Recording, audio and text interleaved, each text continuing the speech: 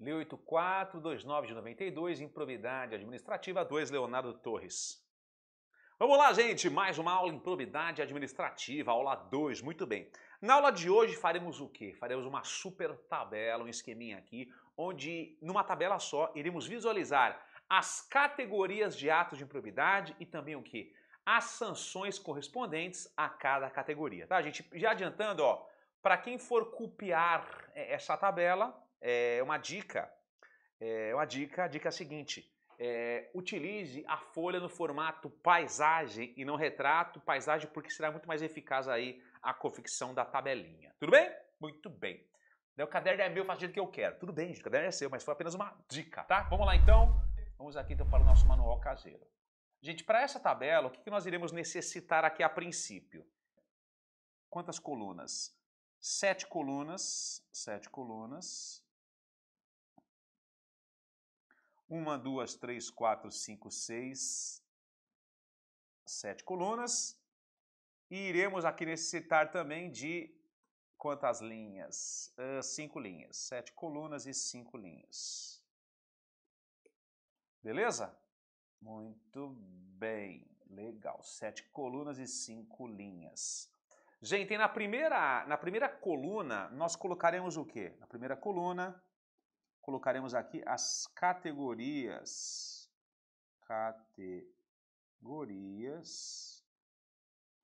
Categorias de atos de improbidade, tá? E nas demais colunas iremos colocar o que? As sanções, as reprimendas àqueles que são condenados por atos de improbidade, tá? Então a primeira reprimenda é colocar aqui, gente, ó, é a perda, não é perca não, hein? É a perda de bens. Perda de bens barra valores. Perda de bens ou valores. Legal. Segunda sanção, gente, é aqui, ó. Segunda sanção é o dever de indenizar. Indenização. Indenização. Legal.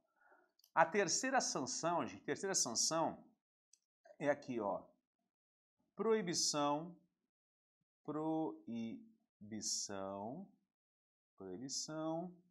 de contratar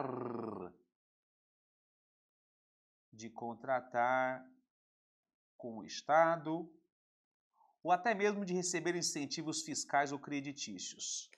Então anotem, vamos lá, gente, ó. Então, na primeira coluna, nós daqui a pouquinho iremos colocar lá as categorias de atos de improbidade. Legal, gente? Segunda coluna, aliás, e na segunda coluna, a primeira sanção, que é a perda de bens ou valores. Terceira coluna, o dever de indenizar, que é uma sanção, né, que também se aplica lá àquele que é condenado por um ato de improbidade.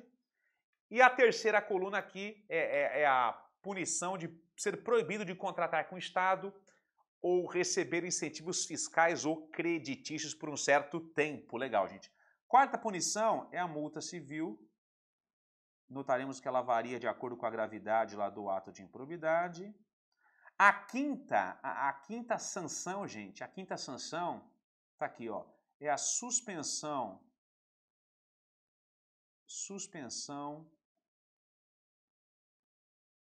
de direitos, suspensão de direitos políticos, e a última sanção é a demissão.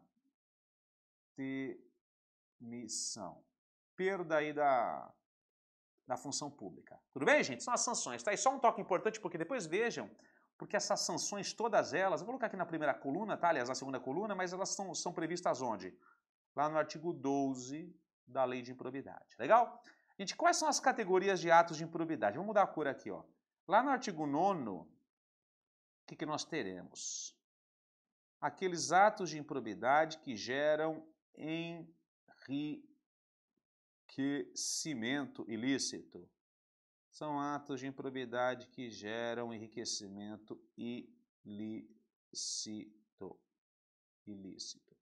E só admitem a forma dolosa, a forma intencional. Não admitem a forma culposa. Legal, gente. Lá no artigo 10, no artigo 10, nós temos aqueles atos de improbidade que causam prejuízo aos cofres públicos, são aqueles atos de improbidade que causam prejuízo ao erário, aos cofres públicos. Estes admitem a forma dolosa ou a forma culposa. Culpa não há intenção na prática do ato, só que aquele que pratica um ato culposo, ele age com negligência, imprudência ou imperícia. Lá no artigo 10A,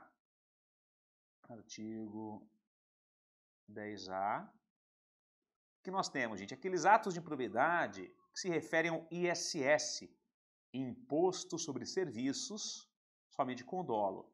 Na verdade, qual que é a conduta aqui? É manter, conceder ou aplicar de forma indevida benefício tributário financeiro em relação ao imposto sobre serviços. Vou repetir. Manter, conceder ou aplicar, né, benefício tributário financeiro em relação ao ISS de forma indevida é improbidade. Manter, aplicar ou conceder benefício tributário financeiro em relação ao ISS de forma irregular é mais um ato de improbidade. Legal? É a mais nova categoria de ato de improbidade. E no artigo 11, gente, artigo 11, vou colocar aqui artigo 11,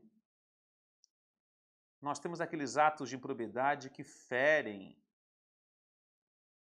os princípios da administração pública, atos de improbidade que atentam, né, que ferem os princípios da administração pública. Gente, esses atos de improbidade que ferem os princípios da administração pública, somente com dolo, não há a possibilidade aí da prática de atos dessa categoria culposos não intencionais. Tá, gente? A pergunta que eu faço é a seguinte, vamos lá, pensa um pouquinho aí. Qual que é a única categoria de ato de improbidade que, além da modalidade dolosa, também admite a modalidade culposa? Muito bem, gente, muito bem, ó. Artigo 10, tá? Porque as demais categorias só admitem a modalidade dolosa, não há que se falar em culpa. Tudo bem, gente? Somente a modalidade dolosa as demais, e aqui artigo 10, dolo ou culpa. Eu farei perguntas agora, eu quero que vocês me digam a qual categoria eu me refiro. Vamos lá, gente? Por exemplo, ó, imaginemos que mamãe seja presidente de um banco público, lá o BNDES, Banco Nacional do Desenvolvimento Econômico e Social. Imaginemos que você seja um empresário, meu amigo, faça uma proposta. Ei, amigo, por acaso você tem interesse numa linha de crédito, num empréstimo vultoso para dar um up em sua empresa? Oh, sim, claro, pois não. Então, minha mamãe, a rainha, que atende todos os meus pedidos, eu com simples telefonema consigo liberação para você de, sei lá, 5 milhões, 10 milhões para que você invista em sua empresa, parcelinhas diminutas, juros módicos a perder de vista as parcelinhas, enfim, consigo, é tranquilo. Oh, que bom, bacana, estou precisando. Só que eu cobro uma taxa de êxito para intermediar a liberação disso. Deixa eu dar uma pergunta, gente. Cobrar uma taxa de êxito com o intuito aí, né, para intermediar a liberação de verba pública é improbidade ou não? É improbidade sim. E aí, ó, artigo 9º, artigo 10, artigo 10A ou artigo 11? Muito bem, artigo 9º, gente, ó. Cobrar valores para intermediar a liberação de verba pública é sim improbidade e enriquecimento ilícito. Legal? Muito bem. Vamos lá, gente. Outra pergunta, volta aqui para mim. Usar bem público para um fim pessoal. Usar bem público para um fim pessoal. Então, por exemplo, usei uma repartição pública para uma festa infantil. É improbidade? É. Mais uma vez, ó, artigo 9º, enriquecimento ilícito. Mas, professor, nesse caso, agente público, eu não coloquei nenhum dinheiro no bolso, eu simplesmente utilizei lá o bem público para um fim pessoal. Não há enriquecimento ilícito. A gente é assim, porque você economizou às custas do erário. Por exemplo, deixou de contratar um buffet infantil que é caríssimo, querendo ou não, economizou às custas do erário, enriquecimento ilícito. E não se esqueçam que esse é o exemplo de ato de improbidade que não é crime contra a administração pública. Tá, gente? Então, por exemplo, ó, aliás, esses dois primeiros exemplos que eu citei, em tese, são atos de improbidade, só que penalmente são condutas irrelevantes, tá? Mas calma lá, gente. Professor, usar o bem público para um fim pessoal não é o peculato? Artigo 312 do Código Penal? Não. No peculato, nós temos a modalidade peculato furto, peculato desvio, peculato apropriação, peculato estelionato, enfim. No peculato, o agente público, ele se valendo da qualidade de agente público e da facilidade que o cargo propicia, ele, enfim, ele se assenhora do bem que ele detém em razão do cargo público. O bem é dele. Agora, se ele utiliza o bem e devolve, gente, não há que se falar em crime de peculato, porque o direito penal, a lei penal, em regra, não pune o peculato uso. Pegar o bem para você em razão da função pública, peculato, crime, e também um ato de improbidade. Agora, pegar o bem e devolver, criminalmente é irrelevante, penalmente não é irrelevante, não é crime, embora seja lá um ato de improbidade administrativa. Beleza? Muito bem. Apesar que tem uma exceção, tá, gente? Tem um agente público no Brasil que tem uma lei que pune este cara por peculato uso, o prefeito. O prefeito, se ele usar o bem e devolver, para ele é crime, tá? Tem um decreto-lei da década de 60 que prevê que prefeito que usa bem público para fim pessoal, para ele é crime, é um crime de responsabilidade aí praticado pelo prefeito, tá? Só que é uma exceção porque, em regra, a lei penal, ela não pune o peculato uso. Beleza? Muito bem. Outra pergunta. O malbaratamento. O que é o malbaratamento, gente? É alienar um bem público, por exemplo, vender um bem público por um preço aquém do que ele vale. Malbaratamento. Alienar, vender o bem público. A venda é um tipo de alienação, né? Mas, por exemplo, vou utilizar como exemplo. Então, vendi o bem público por um preço aquém do que ele vale. É improbidade? É, gente. Malbaratamento é improbidade, sim, só que nesse caso causa prejuízo ao erário, tá? Causa prejuízo ao erário. E até aproveitando o gancho, gente, usar o bem público para o fim pessoal é artigo 9º, né? Enriquecimento ilícito. Agora, facilitar que terceiros utilizem o bem público para fim pessoal é artigo 10, prejuízo ao erário. Beleza? Pergunta, pergunta, pergunta. Venham comigo aqui, vamos lá. Pergunta, que não quero calar. Retardar a prática de um ato administrativo? Retardar a prática de um ato administrativo ou praticá-lo de forma contrária à lei ou regulamento. É improbidade? É improbidade sim, ó. É artigo 9º, é um ato de improbidade que fere aqui os princípios da administração pública. Retardar a prática do ato ou praticá-lo de forma contrária à lei ou regulamento, é aqui artigo 11, perdão, é um ato de improbidade que fere os princípios da administração pública. Olha que interessante. Se você retarda a prática do ato administrativo sem nenhuma intenção especial, sem nenhuma intenção de satisfazer algum sentimento, algum desejo pessoal, é improbidade e penalmente é irrelevante. Agora, se você retarda a prática do ato administrativo com uma intenção específica para satisfazer um sentimento, um desejo pessoal, nesse caso é o crime de prevaricação. Então, por exemplo, ó, o oficial de justiça que retarda o cumprimento de mandados judiciais por mera desídia, por mera preguiça, é improbidade e penalmente é irrelevante. Agora, aquele mesmo oficial de justiça que não cumpre os mandados judiciais porque ele vê que a citanda é a sua mamãe, a minha mãe aqui, será citada aqui numa ação indenizatória. Eu jamais irei citar minha mamãe, a minha rainha. Nesse caso, ele pratica, além do ato de improbidade, também o crime de prevaricação. Ok? Legal. Gente, tem outra pergunta, ó. Frustrar um processo licitatório, frustrar uma licitação. Então, por exemplo, eu simulo uma hipótese de contratação direta sem licitação, contrato sem licitação, só que essa contratação ela foi simulada porque, no caso, a licitação seria necessária. Frustrar o procedimento licitatório é improbidade? É improbidade sim, ó. É artigo 10, prejuízo ao erário. Cuidado, hein? Frustrar licitação é artigo 10. Agora, frustrar concurso público é artigo 11, é ato de improbidade que fere os princípios da administração pública. Locupletamento. O que é o locupletamento? Enriquecimento ilícito, é artigo 9º. Patrimônio incompatível com a remuneração do cargo, artigo 9º também, enriquecimento ilícito. Mas calma lá, professor, então quer dizer que é uma presunção já absoluta de que servidor que tem um patrimônio incompatível com a renda que ele ofere, a presunção absoluta de que aquilo já é um ato de improbidade? Não, gente, cabe ao Ministério Público, ao parquê, comprovar que realmente aquela evolução patrimonial incompatível com o rendimento do cargo decorre lá de uma origem ilícita, de uma origem ímproba, ok? Muito bem. É isso aí, tá, gente? Então vale a pena que vocês complementem os estudos e estudem com carinho os artigos propostos aqui e vejam lá as diferenças entre as condutas de cada categoria. Tudo bem, gente? Beleza? Legal, legal, legal.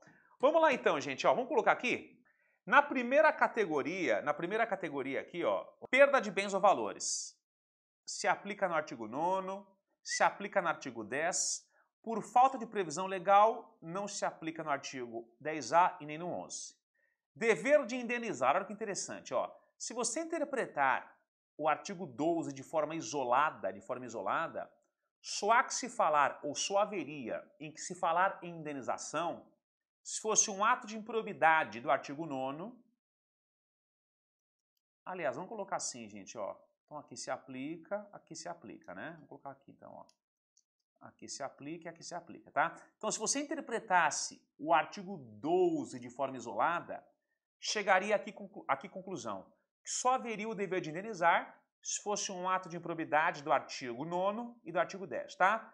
Se fosse um ato de improbidade danoso do artigo 10A ou 11, de acordo com o artigo 12, não haveria esta obrigação de indenizar. Só que não se enganem, tá, gente? Nós não podemos interpretar os dispositivos de uma lei de forma isolada, e sim como parte integrante de todo um sistema. Ou seja, numa interpretação combinada de artigo 12 e artigo 5º da lei de improbidade, qual que é a conclusão que você chegará? Não importa a estirpe, não importa a categoria de ato de improbidade, não importa.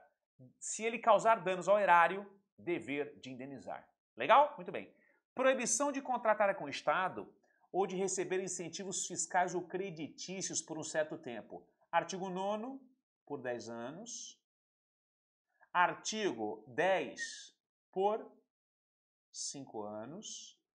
Artigo 10A, não há esse óbice. E artigo 11, por 3 anos, tá? Então, proibição de contratar com o Estado ou também receber incentivos fiscais ou creditícios.